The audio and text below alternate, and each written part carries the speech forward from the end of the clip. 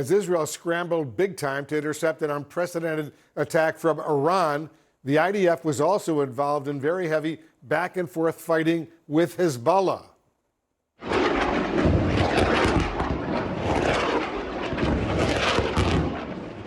The Iran-backed group launched a significant number of rockets from southern Lebanon into the Israeli-occupied Golan Heights area on the border with Syria early Sunday. Hezbollah, which has threatened to retaliate against Israel for the bombing of Iran's consulate in Damascus, issued a statement saying the attacks were in support of Palestinians in Gaza. And this comes after the IDF says it carried out airstrikes on Hezbollah targets inside Lebanon, including a large military complex run by Hezbollah. The stepped-up attacks raising concerns right now that the conflict could spread throughout the region. CNN's Ben Wiedemann is in Beirut for us. Ben, Hezbollah has now released another statement praising Iran's attack on Israel. So how might Israel respond?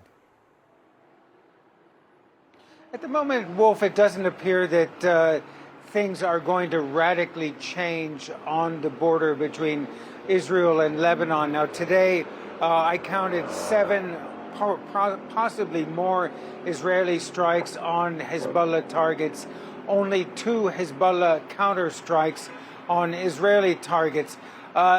Really, I mean, the thing that could really change this situation is if Israel responds to the Iranian barrage of drones, cruise missiles, and ballistic missiles last night. We've heard from a source close to Hezbollah that if things escalate between Iran and Israel beyond last night, that certainly Hezbollah and other militias and proxies affiliated with Iran will basically dramatically escalate. But until that happens, I think we're going to see a continuation of this daily, and sometimes deadly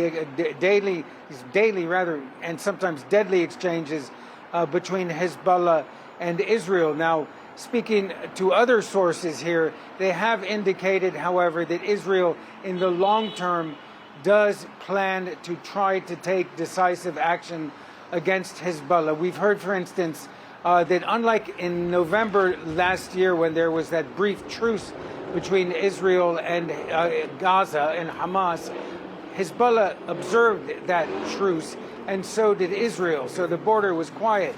The expectation is even if there is some sort of ceasefire in Gaza, the border here will not be quiet. Yeah, I suspect it's going to heat up big time. Ben Wiedemann in Beirut, Lebanon for us.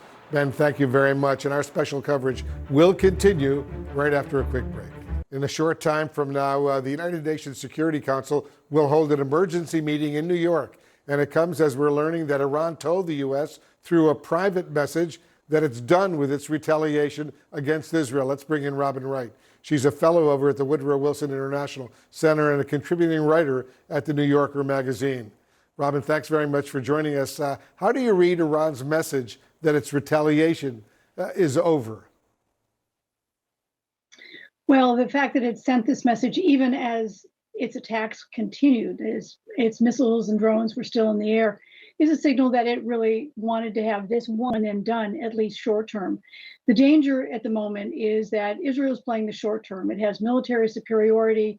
It can, whether it's eliminate Iran's arsenals, push back its allies in the region, or kill its military leaders.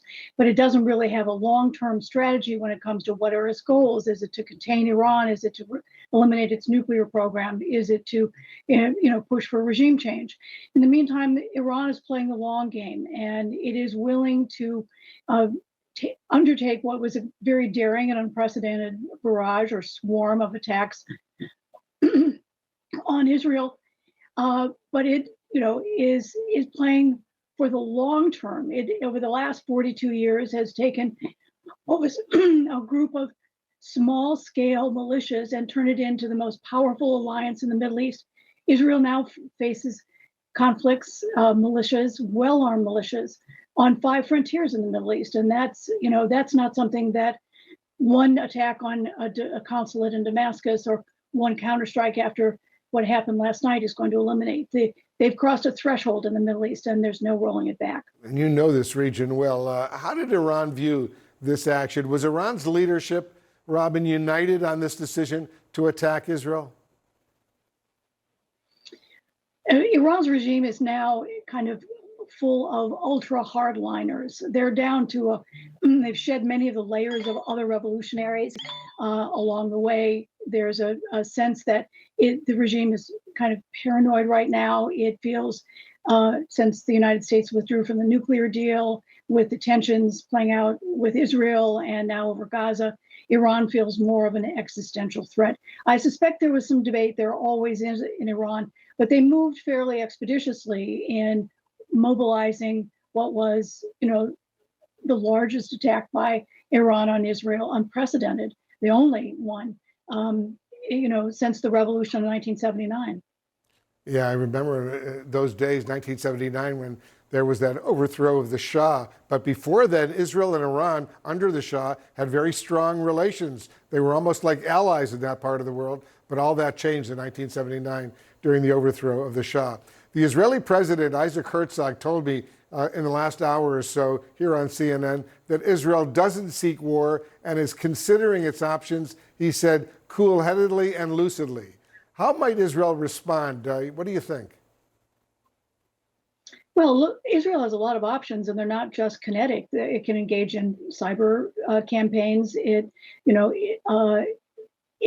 abilities extend far beyond Israel. So it has, I think, a number of options. We're all looking for what kind of physical strike it might engage in, as it did, in eliminating the revolutionary leadership that was based in Syria. There are other places it could act as well, other places where Iran operates, beyond Syria, in many places where Iran has allies. So I think there are a number of options. The question is, what is the long-term goal and how do you achieve it? Just as we see in Gaza, there is no visible or viable plan to diffuse tensions. We all know how they might escalate, but there's no means of pulling it back, trying to get the two to, not go after each other, whether it's short-term or long-term. And I think that's the real danger, that without some way out, that we're all kind of stuck in what is an escalating confrontation. Always good to get your analysis. Robin Wright, thank you very much for joining us. Thank you, Wolf.